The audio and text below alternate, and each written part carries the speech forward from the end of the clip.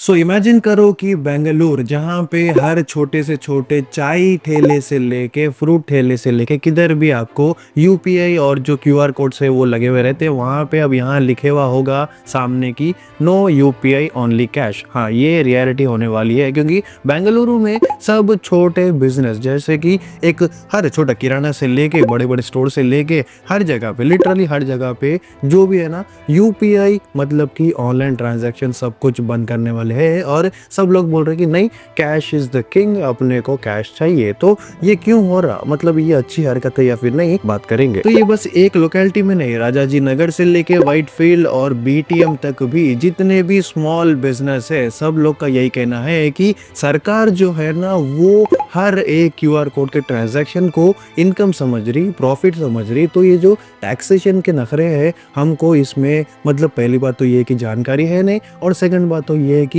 हर transaction profit नहीं होता। तो इससे बचने के लिए, और ये जो मतलब डिफरेंशिएशन हो रहा कि भाई हमको पता भी नहीं है और वो हमारे ऊपर ये थोपना, इसकी वजह से हम कैश के ऊपर ही जाएंगे। अब अगर इसको और डिटेल में समझे तो एक बेसिक चाय का ठेला जो चाय बेचता उसका कहना ये है कि इनकम टैक्स हर बार हमको इनकम के रिकॉर्ड्स बताओ बोल के बोल रही, हम बताने के लिए रेडी है। मगर यहाँ पे हो रहा यूं कि अगर वो एक 10 रुपए की चाय बेचा तो उसमें भाई देखो 5-6 रुपए तो मतलब उसके खर्चे के चले आते हैं, वो बस 4-5 रुपए कुछ कमा सकता। मगर इनकम टैक्स के अंडर में ये पूरे ट्रांजैक्शन को प्रॉफिट के जैसा ही देख रहे। अब यहाँ पे जो एक्सपेंसेस मार्जिन है, जो प्रॉफिट मार्जिन है और जो टैक्सेशन है, इसके ऊपर कुछ क्लैरिटी है नहीं। अब ये बोलना ये है कि हम ये जो सर का दर्द है ये लेने की जरूरत हमको है नहीं, इसीलिए अच्छा काम ये है कि भाई कैश ले लो, ये सब टॉर्चर से बच जाओ। अब इसमें जितने भी स्मॉल बिजनेस है उनका ये भी कहना है कि देखो भाई हम कोई रिकॉर्ड्स रखते नहीं क्योंकि हमारा छोटा मोटा धंधा है, मगर हम ट्रांजैक्शन के लिए क्या करते, क्यूआर कोड लगा लेते जो बैंक से लिंक करवा रहे था। हम मतलब ना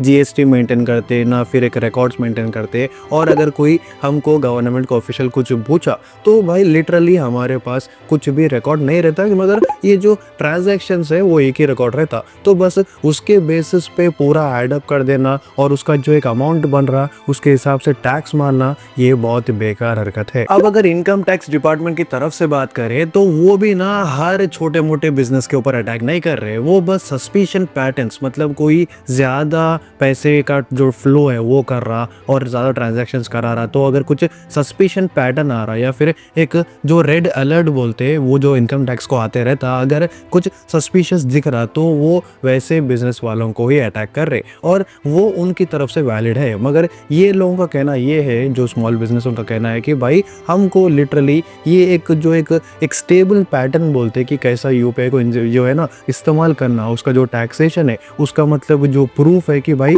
हर कुछ ट्रांजैक्शन का प्रॉफिट हमको नहीं मिलता, इसमें मार्जिन रहते हैं जो काम वालों को जाते हैं, जो एक सामान लाने के खर्चे में जाते हैं, वो एरिया पे मतलब रेंट के ऊपर जाते हैं, ये सब चीज़ जो खर्चे रहते हैं वो रहते। मगर वो कैसा प्रूव करना, वो कैसा मेंटेन करना, वो रिकॉर्ड्स कैसा मेंटेन करना, वो हमको आता नहीं। तो बेस्ट पार्ट ये है कि क्यूआर कोड लगाना बंद कर दो और सब जगह से कैश ले लो। कैश लिए तो हमको जो नॉर्मल टेक्निक है हम वो मेंटेन कर सकते। अब देखो ये सब सुनने के लिए अच्छा है, मगर कहीं ना कहीं ये एक बेकार हरकत है, ये एक लूप होल है जिससे मतलब फिर से एक ऐसा चीज लाना चाह रहे सब स्मॉल बिजनेस वाले जहाँ पे वो टैक्स ना दे। हाँ समझो, अगर आप लाख कमा रहे, 2 लाख कमा रहे, कुछ भी कमा रहे, तो फिर भी आपको रिकॉर्ड्स मेंटेन करना होगा, क्योंकि जो कॉर्पोरेट के लोग हैं, जो एक बड़े बड़े बिजनेस वाले लोग हैं, जो मल्टी मिलियनर से बिलियनर से, वो सब लोग टैक्स बनते हैं। मगर कहीं ना कहीं इंडिया में जो टैक्स है वो ये छोटे मोटे बिजनेस वालों से नहीं वसूला जाता, क्योंकि